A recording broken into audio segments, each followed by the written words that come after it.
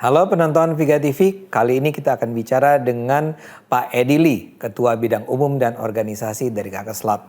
Beliau kita akan korek nih cerita-ceritanya tentang apa persoalan yang dihadapi oleh organisasi Gakeslap, apa harapan beliau, bagaimana hubungan mereka dengan berbagai stakeholders, dan juga isu-isu tentang benar nggak sih Gakeslap itu masih dianggap sebagai mafia. Silahkan. Halo Pak Edi, terima kasih sudah bisa menerima kami di sini. Kita akan ngobrol-ngobrol tentang Gakeslap, Pak. Pak, Gakeslap memang sudah mengalami banyak perkembangan.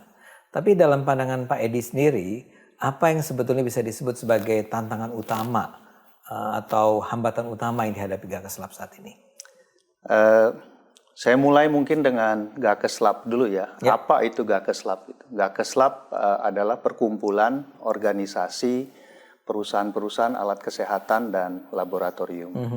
Nah, tantangan yang kami hadapi sekarang ini memang masih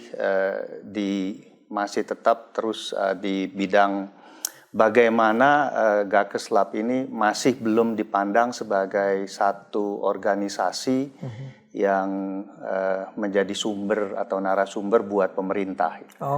Jadi ini satu tantangan yang kami lihat masih ada.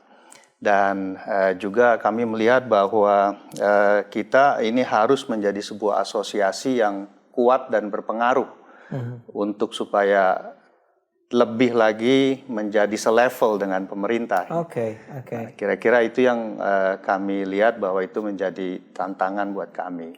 Terus kemudian juga ada dari anggota seumpama kita juga punya tantangan bahwa banyak sekali anggapan seperti ini.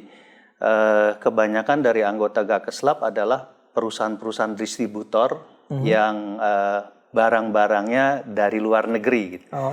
Impor. Nah, ini kita sekarang sedang mencoba untuk mentransformasi anggota-anggota Gakeslap ini bukan hanya menjadi distributor yang barang-barangnya diimpor saja, tetapi yuk mulai dengan produksi dalam negeri. Seperti yang juga diminta oleh pemerintah ya, bahwa sebanyak mungkin kalau kita bisa lakukan buatan dalam negeri, made in Indonesia, yuk kita bikin made in Indonesia. Nah, ini pemerintah sedang menggalakkan itu dan tentunya buat kami juga mendukung program ini dengan mencoba mentransformasi anggota-anggota Gakeslap ini ke arah membuat produksi dalam negeri. Pak, tadi Pak Edi menyebut soal tantangan pertama adalah bagaimana menaikkan posisi ya Gakeslap ketika berhadapan dengan pemerintah. Bapak melihat apa sebetulnya hambatannya? Atau adakah perubahan dalam beberapa waktu terakhir ini dalam hal cara penilaian pemerintah terhadap Gakeslap? Jadi yang sebelum-sebelumnya kelihatannya memang mungkin karena kita tidak terlalu punya hubungan dengan pemangku kebijakan gitu ya. Jadi nggak punya hubungan yang langsung. Jadi tidak dikenal oleh pemangku kebijakan, oleh pemerintah. Nah, belakangan ini sekitar mulai 6 bulan terakhir kami sangat aktif sekali untuk melakukan aktivitas humas, hubungan masyarakat, bekerja sama dengan beberapa perusahaan yang memberikan konsultasi buat kami untuk bagaimana image Gakeslap bisa dinaikkan di hadapan pemerintah. Di hadapan pemerintah dengan menggunakan media sosial gitu. Nah, ini kita lakukan. Dan kami melihat bahwa selama 6 bulan terakhir sudah mulai semakin dikenal Gakeslapnya. Tentunya dengan kita banyak sekali melakukan aktivitas humas, melakukan banyak webinar, juga sangat aktif untuk kalau diundang oleh departemen, oleh kementerian, kami siap untuk hadir gitu menjadi narasumber. Nah, belakangan ini dalam 6 bulan terakhir sudah sangat berubah sekali, sudah mulai dikenal lah gitu. Walaupun mungkin masih belum mencapai target yang kami inginkan, tetapi sudah lebih baik. Oke. Pak Edi, sebetulnya arti penting hubungan baik dengan pemerintah itu dalam soal industri alkes ini memang sangat vital ya Pak? Sangat vital sekali, betul. Jadi kalau yang dimaksudkan dengan hubungan baik begini Bang. Contoh ya, seumpama pemerintah mau membuat satu kebijakan yang hubungannya dengan alat kesehatan. Ya. Buat satu kebijakan ya kalau kita punya hubungan yang baik tentunya mestinya kami sebagai Gakeslab atau organisasi yang membawahi perusahaan-perusahaan alat kesehatan dan laboratorium, tentunya kami dari Gakeslab sangat mengetahui isi perutnya gitu kan. Industri alkes. Industri alkes. Nah, ini kalau kita punya hubungan baik, ya kami berharap begini, sebelum ada keputusan apa-apa dari pemerintah, mestinya yuk diajak ngobrol dulu dari Gakeslabnya gitu kan. Diajak ngobrol mengenai pemerintah seumpama mengatakan saya mau membuat keputusan A gitu. Nah, mungkin kita diskusi keputusan A ini sebetulnya bagaimana dari sisi pemerintah seperti apa, kemudian dari sisi kami sebagai pengusaha alkes seperti apa, dan kita coba cari jalan keluarnya atau kita cari jalan tengahnya. Mungkin kita di situ juga bisa memberikan masukan-masukan buat pemerintah gitu. Tapi selama ini Gakeslab nurut Pak ya? Nurut kebijakan pemerintah. Nurut karena kebijakan sudah diputuskan, terus kita udah nggak tahu apa-apa gitu, harus ngikut. Gitu. Karena itu lebih baik sebelum keputusan diambil, kalau bisa sih Gakeslabnya diundang. Betul, betul. Itu soal hubungan dengan pemerintah. Yang kedua tadi Pak Edi menyebut soal gimana caranya mendorong agar perusahaan-perusahaan yang tadinya hanya menjadi tanda petik distributor ya, kemudian mulai beralih menjadi produsen gitu. Produsen alat-alat dalam negeri. Nah, dalam hal ini Pak Edi melihat sebenarnya perusahaan-perusahaan yang menjadi anggota Gakeslab itu responsif tidak terhadap ajakan itu, atau ada tidak kemampuannya untuk melakukan itu? Sangat responsif sih kalau saya lihat. Cuman memang selama ini yang saya lihat seperti ini. Perusahaan-perusahaan ini masih menunggu juga, masih ada banyak dari perusahaan yang wait and see karena pengalaman-pengalaman sebelumnya. Pengalaman sebelumnya kadang-kadang begini, pemerintah membuat peraturan, kemudian di kemudian hari peraturan tersebut tidak diimplementasikan. Jadi banyak sekali dari perusahaan-perusahaan ini masih adalah beberapa perusahaan yang masih merasa coba wait and see. Contoh ya, kebijakan mengenai produksi dalam negeri. Di situ kan pemerintah juga membuat regulasi.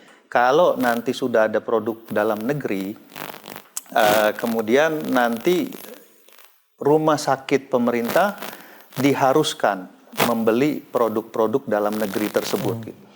Itu seharusnya? Harusnya. Nah, tetapi kami masih melihat banyak juga sebetulnya pemangku kekuasaan lah dalam hal ini tidak melakukan itu gitu, tidak mengimplementasikan itu. Gitu. Jadi kami melihat ada BUMN yang membeli sesudah peraturan ini dikeluarkan, ada rumah sakit BUMN yang membeli produk-produk masih produk dalam negeri juga, padahal produk luar negeri maksud saya. Padahal produk dalam negeri sudah ada. Nah, ini sebetulnya tidak konsisten dari pemerintah. Nah, kalau seumpama dari pemerintah sudah konsisten, saya yakin perusahaan-perusahaan ini mau kok.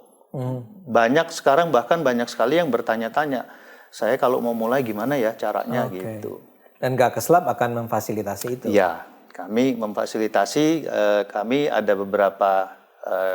beberapa kerjasama ya, contoh ya, dengan institusi-institusi, lembaga-lembaga penelitian, universitas negeri bekerja sama dengan Gakeslab, UI di bidang kedokterannya ya, terus kemudian ada dari Undip, dari UNER, dari USU, asosiasi profesi seperti PII juga bekerja sama dengan insinyur, bekerja sama juga dengan Gakeslab.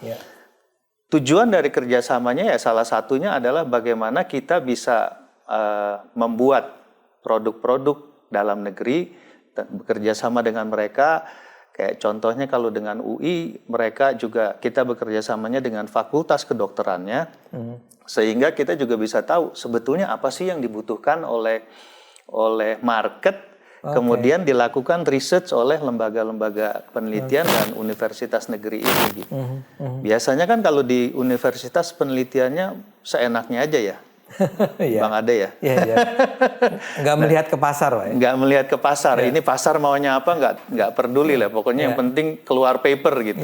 Nah sekarang kita melihat bahwa papernya tetap keluar, tetapi produk dalam negerinya juga bisa keluar. Kemudian produk dalam negeri ini bisa dikerjasamakan dengan perusahaan-perusahaan di Gakes Lab ini. Oke, ini luar biasa itu Pak Edi.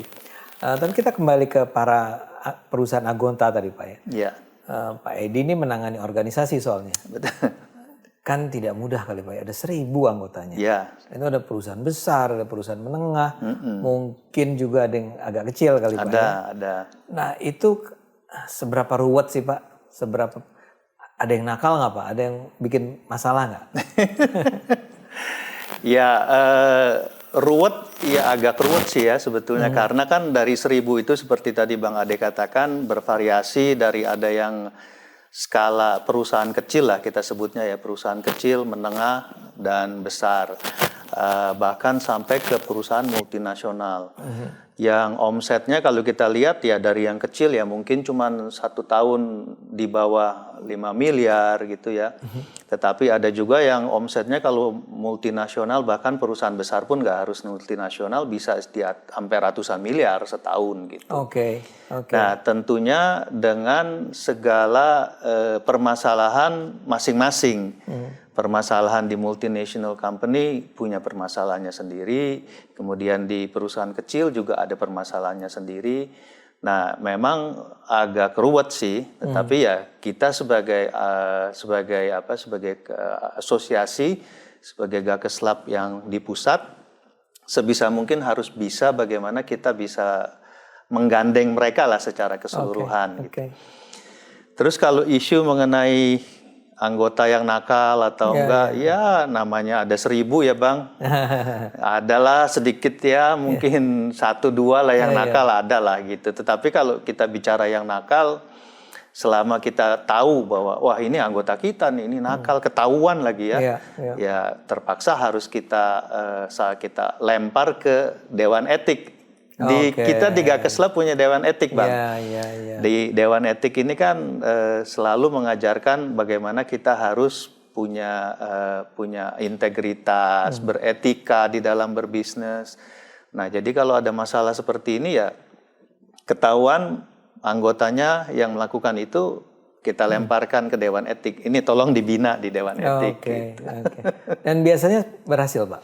Biasanya sih berhasil dan biasanya juga ada yang terjadi kayak semacam perdamaian lah gitu ya biasanya kan yang terjadi antara 2 perusahaan gitu. Ada solusi lah gitu. Ada solusi pada akhirnya. Iya. Tapi kan begini Pak ya, pada saat yang sama yang namanya Gakes Lab ya, itu kan adalah keanggotaannya sukarela kan Pak ya? Iya. Itu kenapa sih sampai 1.000? Kenapa perusahaan ingin bergabung dalam Gakes Lab? Jadi kalau dilihat memang belakangan ini, jadi sebelumnya kira-kira sampai sekitar 1 tahun atau 2 tahun yang lalu itu hanya sekitar 400 anggotanya Bang. Wow, tadinya 400. Jadi dalam kira-kira 1-2 tahun ini 100% kenaikannya, lebih dari 100%. Nah itu kenapa Pak? Nah ini memang ada kegiatan-kegiatan yang kami lakukan dan dari anggota juga melihat bahwa Gakes Lab Indonesia ini sudah bertransformasi sebetulnya, sudah nggak seperti yang dulu lagi lah. Gitu. Apa tuh Pak dulu?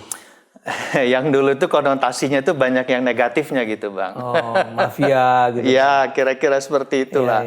Nah sekarang enggak dan yang kita lakukan dan kita dorong mulai dari pusat sampai ke Pengprov adalah transparansi informasi. Informasi apapun yang kami dapatkan di pusat itu semuanya harus langsung didistribusikan ke bawah, di-share dan di-share ke provinsi, kemudian dari provinsi, pengurus provinsi mendistribusikan lagi ke anggotanya. Oke. Sehingga informasi apapun semuanya tahu. Nah, kalau yang dulu-dulu seringkali terjadi hanya ada di pengurus intinya aja, udah stop di situ. Informasinya. Sekarang sudah jalan dengan baik dan anggota-anggota melihat bahwa wah ini banyak sekali positifnya lah. Sehingga lebih banyak lagi anggota yang mau ikut. Gitu. Dan rajin bayar iuran, Pak? Nah, rajin bayar iuran, rajin ada yang enggak juga ya. gitu ya. Namanya kalau disuruh bayar iuran biasanya kalau bisa lupa, mending lupa aja ya Bang ya. Tapi katanya nggak besar Pak, setahun cuma berapa? Nggak besar sih, kalau yang kayak seumpama perusahaan kecil itu setahun cuma 500.000 Bang. Setahun itu? 500.000 setahun, jadi sangat murah sekali gitu. Kalau kita bilang 500.000 berarti satu bulan hanya berapa tuh? 30 ya sekitar 35.000 ya, 40.000 ya. Satu bulan hanya 40.000. Itu yang kecil. Kalau yang besar 2.400.000. Besar tuh multinational corporation gitu? Bukan, perusahaan besar tapi bukan multinasional. Kalau multinasional perusahaan lokal tapi besar gitu. Kalau multinasional lebih besar lagi. Nah itu ada yang bandel juga ya? Ada yang kalau bisa. Sebetulnya kayaknya sangat manusiawi deh ya. Kalau bisa mendapatkan fasilitas secara lengkap tanpa bayar, kenapa harus bayar gitu? Ya, Pak. Tetapi sekarang dengan teknologi Bang, kita punya aplikasi, sekarang kita baru saja kita launching waktu Rakernas yang lalu, kita launching new website. Kemudian juga ada mobile application dari apa yang ada di website itu bisa dilihat di mobile application baik Android maupun di iPhone.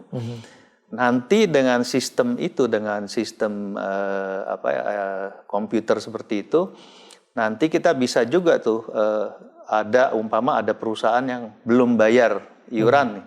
Kita blokir dia nggak bisa dapat informasi apa-apa gitu. Jadi nanti kedepannya akan kita lakukan seperti itu. Tidak akan mulai tegas nih Pak? harus mulai tegas. Nah satu hal juga dalam hal organisasi kan adalah lagi-lagi kita ingat bahwa ini nggak untuk beroperasi sebagai perusahaan Alkes, ini nggak mungkin Gakeslap itu berdiri sendiri. Dia harus bekerja sama dengan berbagai stakeholders lain kan. Nah itu apa yang dilakukan Pak? Dengan stakeholders, contohnya dengan pemerintah gitu ya. Pemerintah, jadi, dengan asosiasi lain, luar negeri atau. Nah kalau dengan pemerintah ya seperti tadi, jadi kita berusaha mendekati pemegang kekuasaan, kita berusaha mendekati contoh Kemenkes, mendekati Marinvest, mendekati BKPM, perindustrian, kita mendekati semua tuh untuk bagaimana caranya kita bisa lebih dikenal. Dan segala upaya kami lakukan untuk bagaimana pintunya ke sana bisa terbuka gitu. Jadi itu kami lakukan supaya Gakeslap nantinya bisa lebih dikenal lagi. Nah kalau dengan lembaga penelitian juga demikian, jadi kita memang approach mereka, ceritakan ini loh kami sedang ada dari pemerintah mendorong perusahaan-perusahaan Indonesia untuk membuat made in Indonesia, alat-alat kedokteran made in Indonesia. Nah kita terus ajaklah lembaga-lembaga penelitian, universitas negeri, kan di universitas biasanya kan juga ada lembaga penelitiannya, ada bagian penelitiannya juga kan, R&D-nya di universitas. Kita ajak mereka untuk yuk kita kerjasama, nantinya hasil dari produk yang dikeluarkan, kemudian mungkin bisa kita business matching-kan gitu.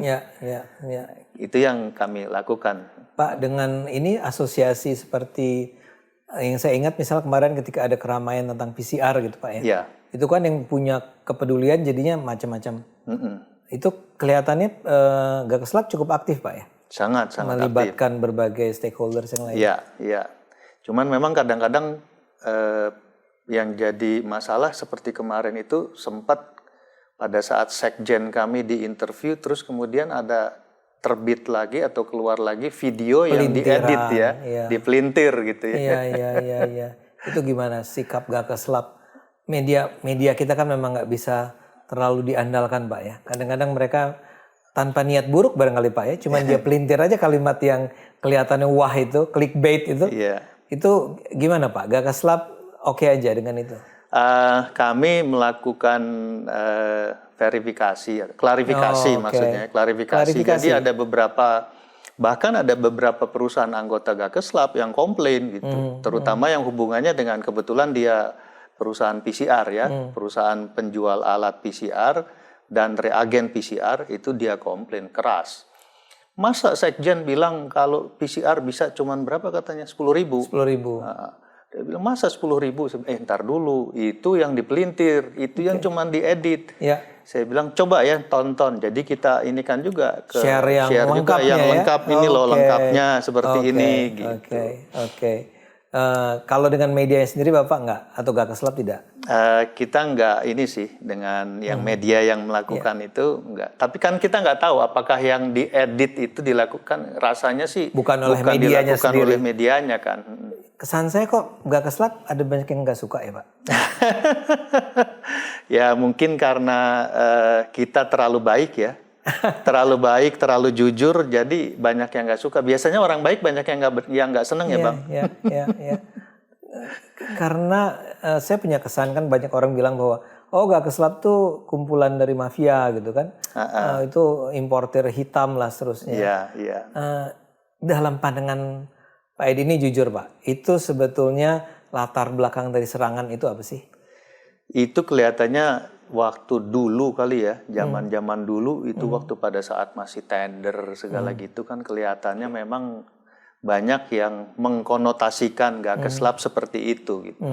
Tetapi ini kan sekarang sudah, kalau saya boleh bilang mungkin sudah Gakeslap yang bertransformasi lah, yang berubah lah gitu. Udah nggak seperti itu lagi. Bahkan kalau kita lihat begini ya Bang, kalau dibilang kita perusahaan terdiri dari perusahaan-perusahaan hitam begitu, mestinya enggak, karena salah satu contoh, kita sekarang salah satu asosiasi yang boleh menggunakan logo profit KPK loh Bang. Oke, gimana tuh maksudnya Pak? Logo profit itu adalah kepanjangan dari profesionalisme dan IT-nya itu integritas. Oke, itu dikeluarkan oleh KPK. Oke. Dan tentunya yang boleh menggunakan logo profit itu hanya kalau diberikan gitu. KPK yang mengizinkan gitu. KPK memberikan itu kepada Gakeslap. Kepada Gakeslap Indonesia. Tanpa dibayar ya? Tanpa dibayar. Oke. Jadi itu menunjukkan bahwa perusahaan karena jadi sebelumnya itu kita diberikan pembinaan oleh KPK.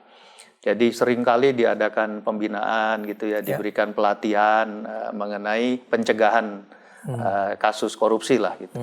Sampai kemudian akhirnya dari KPK ini menerbitkan bahwa Gakeslap boleh membawa logo profit kami, profit KPK.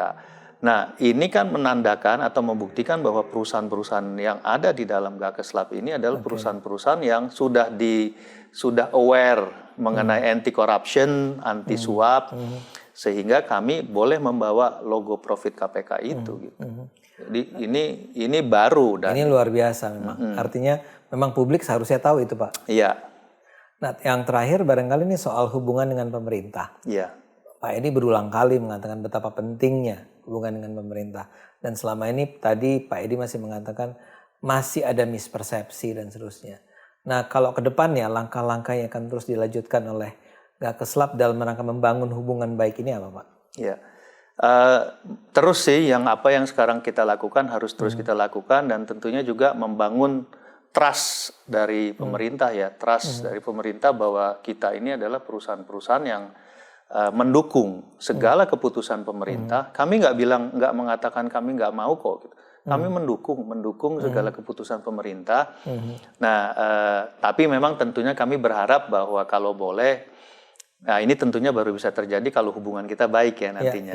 Kalau boleh ya sebelum ada decision, ada keputusan apapun atau mau ada satu keputusan baru atau peraturan baru, ajaklah kita ngobrol gitu. Karena kan yang sebetulnya lebih ngerti secara keseluruhan bisnis alat kesehatan adalah dari anggota-anggota kami ini di Gakes Lab. Ya, ya. Kita terus melakukan itu dan sambil tentunya juga kami terus melakukan pembinaan ke dalam, ke internal kita. Ke internal anggota setiap 3 bulan sekali kami melakukan pembinaan Bang Ade untuk dewan dari mengenai etika berbisnis itu kami lakukan pembinaan 3 kepada bulan para sekali. anggota. Seluruh anggota.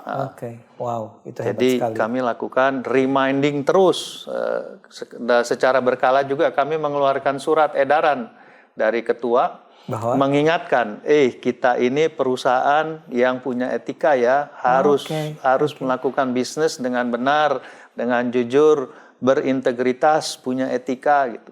Ini secara berkala terus diingatkan terus. Gitu. Luar biasa Pak Edi, ya. Ini tentu saja adalah kabar gembira barangkali buat bangsa ini.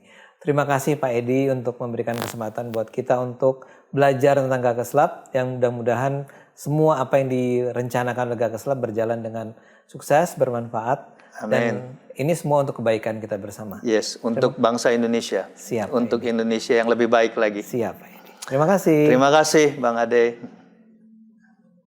Demikianlah penonton VGA TV pembicaraan kita dengan Pak Edi Lee. Jadi sudah dijelaskan secara sangat gamblang tentang transformasi yang dialami oleh Gakes Lab selama ini. Kita doakan saja agar Gakes Lab terus maju, terus dapat mewujudkan rencana-rencana idealnya, karena ini semua adalah demi kepentingan bangsa Indonesia. Terima kasih penonton.